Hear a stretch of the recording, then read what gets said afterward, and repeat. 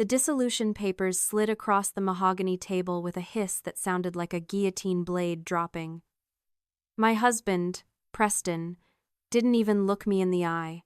He just tapped the signature line with his gold pen. "I want the firm, Natalie," he said. "The brand, the accounts, the building. You can keep your personal drafting table." That's it. In the corner, his 26-year-old mistress, Brianna, swirled her iced coffee and smirked. She looked at me like I was expired inventory being cleared from the shelves. Preston thought I would fight. He expected tears, screaming, a desperate plea for the business I had built from the ground up while he played golf. Instead, I picked up the pen. I didn't hesitate. I didn't blink. I signed my name in exactly 3 seconds. Preston laughed, a sound of pure, arrogant victory. He thought he had just won a kingdom.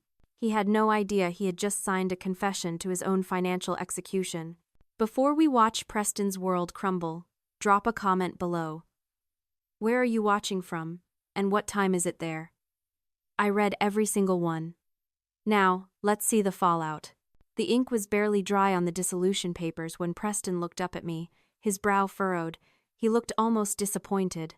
He had probably rehearsed this moment in front of the mirror for weeks, practicing his crushing rebuttals to my inevitable begging. He had prepared for a war, stockpiling arguments and insults, but I had just surrendered the capital city without firing a single shot. It confused him. Narcissists don't just want to win. They want to destroy you while you watch. They need your devastation to fuel their own ego. It's called narcissistic supply, and by signing that paper so quickly, I had just cut off his fuel line. "That's it?" he asked, his voice rising just a little. "You're just giving up? 15 years, Natalie. You built this place. And you're just going to walk out?" He was baiting me. He wanted me to scream that I was the one who designed the award-winning Skyline project, not him. He wanted me to throw the heavy crystal tumbler across the room so he could point a finger and tell Brianna, "See, I told you she was unstable." I stood up, smoothing the front of my dress. I didn't look at Brianna, who was now openly staring, waiting for the show. I looked right through Preston, focusing on the wall behind him. "I understand the terms, Preston," I said. My voice was flat, monotone, completely devoid of the emotion he was desperate to harvest. "You understand?" He scoffed, standing up to loom over me. "You understand that you're walking away with nothing? No equity, no payout, just your personal effects. You're leaving empty-handed." "Okay," I said. "Just that. One word." I turned and walked out of the conference room, my heels clicking a steady, rhythmic beat on the polished concrete floor. I could hear him sputtering behind me, trying to find a hook that would catch, something that would drag me back into the mud with him. I went straight to my office, the one with the vintage oak desk and the walls lined with blueprints. I didn't pack the awards.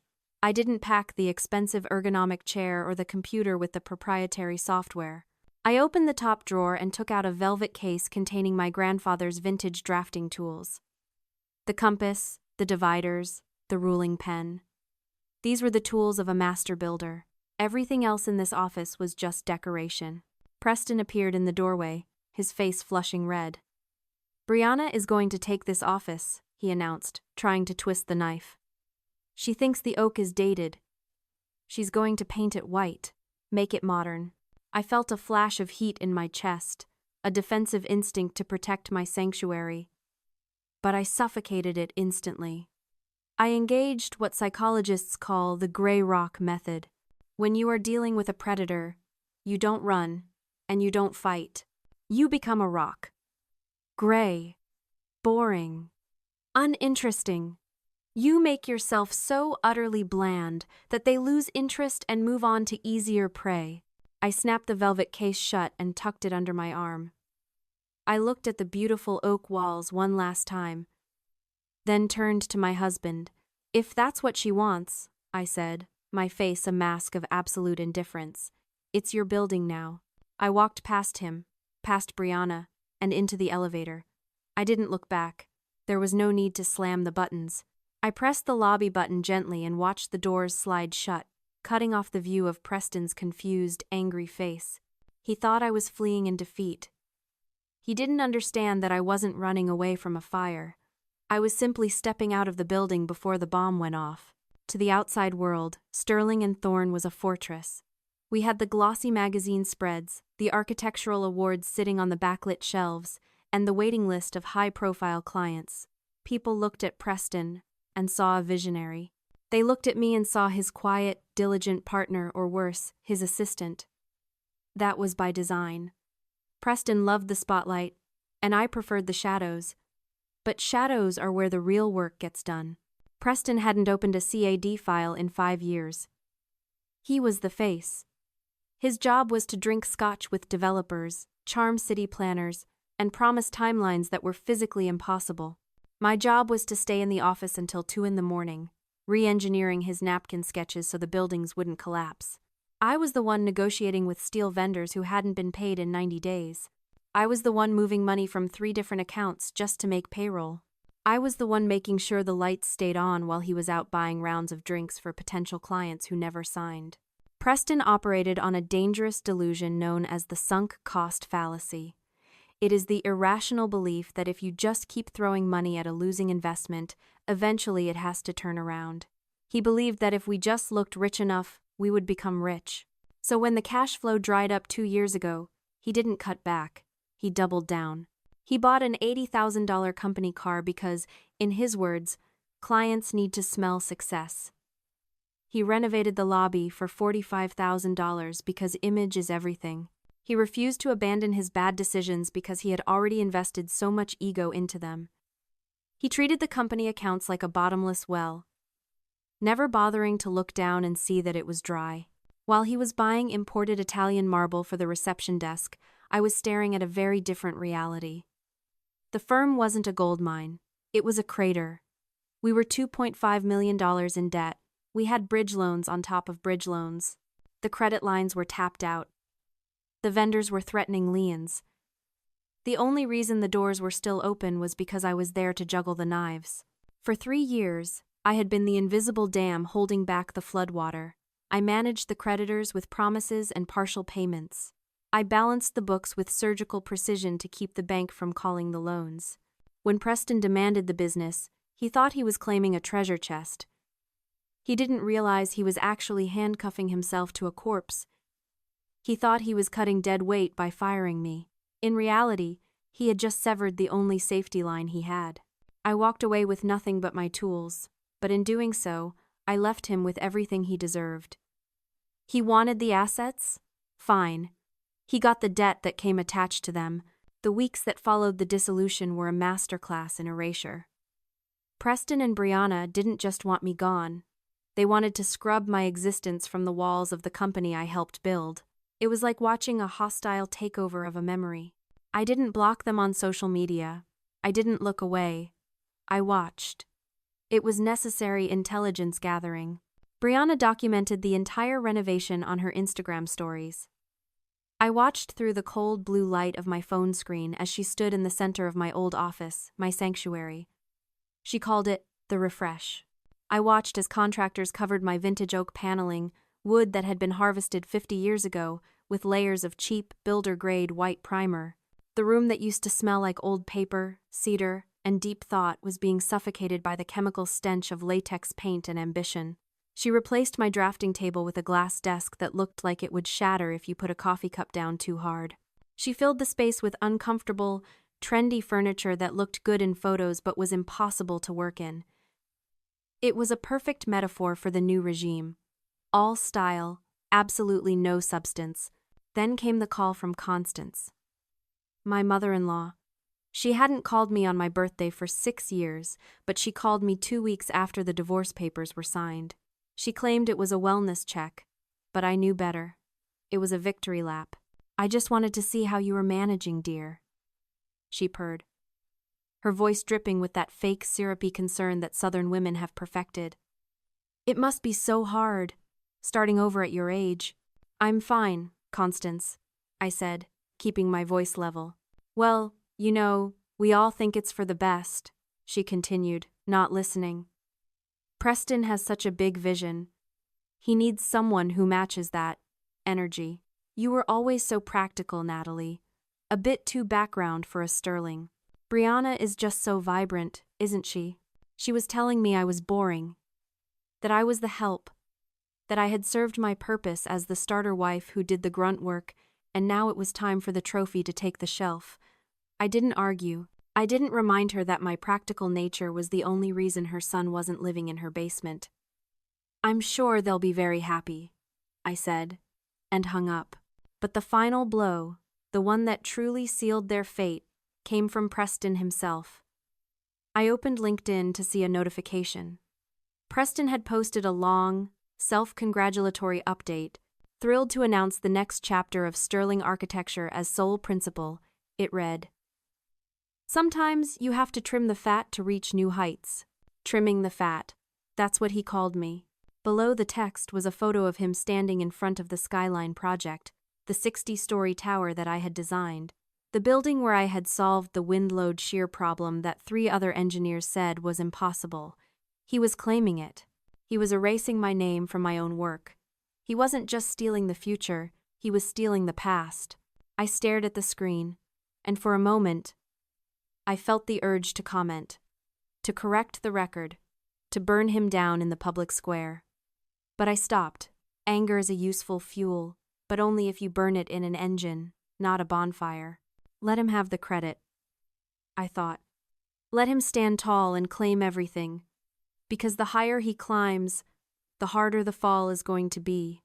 And he had no idea that I was about to pull the gravity switch. Evelyn Vance doesn't do hugs. She doesn't offer tea or sympathy.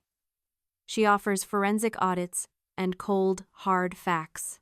She sat across from me in her glass-walled office, tapping a manicured fingernail on the stack of documents I had brought with me. Evelyn was my mentor years ago, a woman who could look at a balance sheet and tell you exactly where the bodies were buried. Today, she was looking at the autopsy report of Sterling and architecture. "He really doesn't read, does he?" Evelyn asked, not looking up from page 42 of the bank loan agreement. "He looks at the bold text and the dollar signs," I said. "He skips the fine print." "Well," Evelyn said, leaning back and taking off her reading glasses. She spun the document around so I could see the paragraph she had highlighted in yellow. It was the key man insurance clause. It was standard for business loans of this size, but Preston had treated it like a suggestion. The clause stated clearly that the revolving line of credit, the $2.5 million keeping the firm alive, was conditional.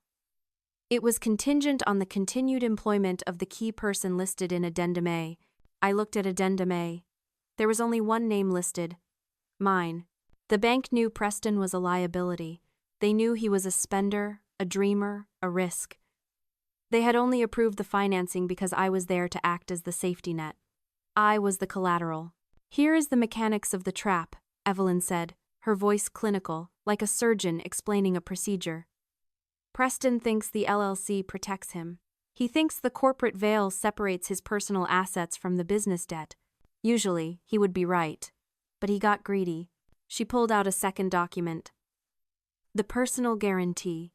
When the cash flow dipped 2 years ago, he signed this to get the bridge loan. He personally guaranteed the debt.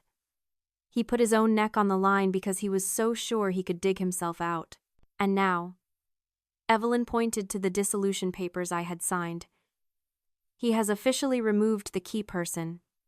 He has breached the covenant." I understood immediately. By forcing me out and removing my name from the operating agreement, Preston hadn't just fired his wife. He had violated the terms of his multi-million-dollar loan. "The moment you notify the bank that you are no longer affiliated with the firm," Evelyn said, "they will call the loan. They will demand immediate repayment of the full $2.5 million, and since the business doesn't have the cash, they will look to the guarantor." "Preston," I said. "Preston," she confirmed. "They will take his house. They will take his cars. They will garnish his future wages." He pierced his own corporate veil when he signed that guarantee, and then kicked out the only person the bank actually trusted. She slid a notepad across the desk toward me. He pulled the pin. "Natalie, you just have to let go of the grenade." I picked up the pen. I didn't feel guilty. I didn't feel sad. I felt efficient. I wrote a formal letter to the First City Bank Commercial Lending Department. It was short, professional, unemotional. To whom it may concern. Please be advised that effective immediately. Natalie Thorne is no longer an officer, employee, or affiliate of Sterling and Architecture. Please update your records accordingly. I folded the letter and placed it in an envelope. I wasn't destroying him. I was simply following the rules he had insisted on. He wanted to be the sole principal? He wanted to take credit for everything? Fine. He could take credit for the debt, too. I sealed the envelope. It was time to put it in the mail. It was 2 a.m. The only light in my apartment came from the cold, blue glow of my laptop screen. I had the bank notification letter ready to send, but my architect's brain wouldn't let me close the file without one final review. I don't trust surface appearances. I checked the foundation. I checked the load-bearing walls. And tonight, I was checking the digital paper trail of the last 3 months. I wasn't looking for a smoking gun. I was just being thorough. But then I saw it. A file named Bridge, Loan, Extension, Final, PDF. I frowned. I didn't remember authorizing an extension. I clicked it open. It was a document approving a new, high-interest influx of cash, $750,000 to cover operational renovation costs. The date at the top was from 3 days ago. 3 days after Preston had demanded the divorce. 3 days after I had verbally resigned during our preliminary mediation. I scrolled down to the signature page. There, sitting neatly on the line next to Preston's sprawling autograph, was my name. Natalie Thorne. It looked perfect. The loop of the N. The sharp cross of the T. It was my signature. But I hadn't signed it. I felt a cold chill start at the base of my neck. I hadn't been in the office. I hadn't received a DocuSign email. I hadn't authorized a penny.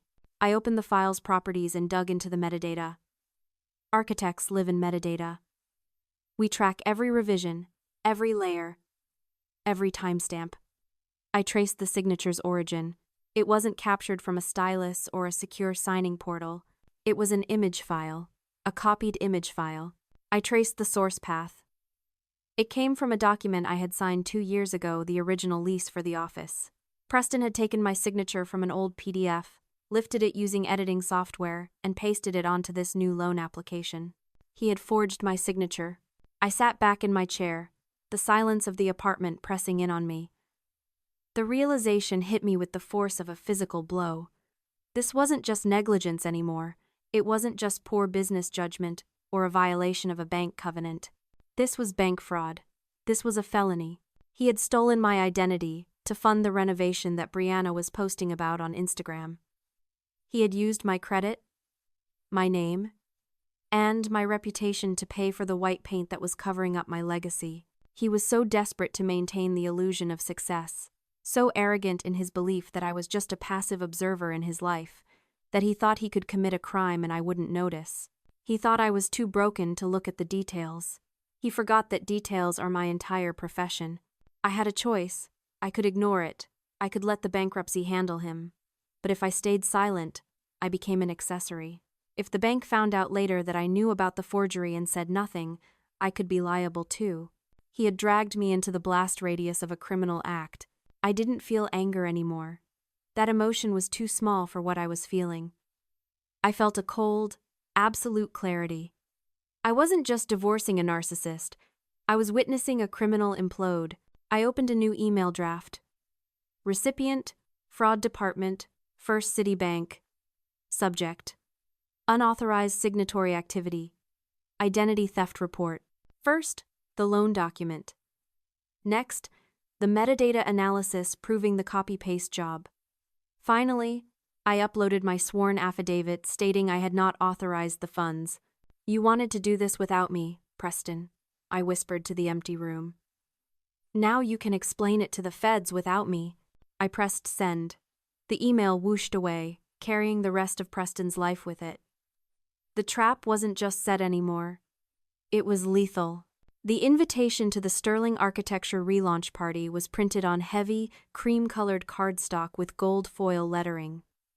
I didn't get one, obviously, but I saw it on Brianna's Instagram story. She had captioned it New Era, New Vision. The photos showed my old office, now blindingly white, filled with people drinking Preston's expensive scotch. He stood in the center of the room, holding a crystal glass, giving a toast to his own genius. He looked at me and saw a king. He looked like a king surveying his kingdom. But castles built on sand don't last long when the tide comes in. And the tide arrived at 8:15 p.m. It didn't come in the form of a wave. It came in the form of 4 men in dark, ill-fitting suits. They weren't guests. They were bank auditors and process servers, and they cut through the crowd of socialites like a cold front moving through a warm valley. The music didn't stop immediately, creating this surreal soundtrack of upbeat jazz playing over the moment of Preston's destruction. One of the men tapped Preston on the shoulder right in the middle of his speech about structural integrity. He handed him a thick red folder. Preston laughed. That nervous, arrogant laugh he used when he was cornered. "Not now," he said, trying to wave them off. "My lawyer is over there. Talk to him." Preston's lawyer, a man named Harold who charged $600 an hour to tell Preston what he wanted to hear, stepped forward. He took the folder with a smug grin, probably expecting a zoning complaint or a vendor dispute. He opened it. I wasn't there, but Evelyn told me later that watching the color drain from Harold's face was like watching a light bulb burn out. Harold read the first page. Notice of default and immediate repayment demand. He read the second page. Breach of key man covenant. And then he flipped to the third page, the one with the metadata analysis from the fraud department. His hands actually started to shake. The papers rattled, a dry, papery sound that silenced the room faster than a scream would have. Harold leaned in close to Preston, whispering. But in a quiet room, whispers carry. "We have a problem, Preston." "What problem?" Preston snapped, loud enough for the investors to hear. "Just fix it. Write them a check." "We can't write a check for $2.5 million, Harold hissed. "They've called the loan. The key man clause triggered when Natalie resigned. The debt is due, in full. Tonight," Preston scoffed. "So? Let the LLC declare bankruptcy. That's what corporate protection is for. I'm insulated." "No," Harold said, and his voice cracked. "You aren't. You signed a personal guarantee. You pierced the corporate veil. But that's not the worst part." Harold pointed a trembling finger at the fraud exhibit. "They know about the signature on the bridge loan, Preston. They have the metadata.